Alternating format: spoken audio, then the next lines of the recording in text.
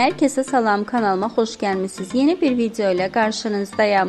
Müğənni Şəbnəm Tovuzlu bugün özünə təmtəraqlı doğum gününü qeyd edir. Əlbəttə ki, Şəbnəm Tovuzlunun doğum gününə show biznesdən qatılmayan yoxdur. Videolar sosial mediada yayılıb. Bütün Instagram Şəbnəm Tovuzlunun ad günü videoları ilə dolub. Həmin görüntüləri sizlər üçün təqdim edirəm.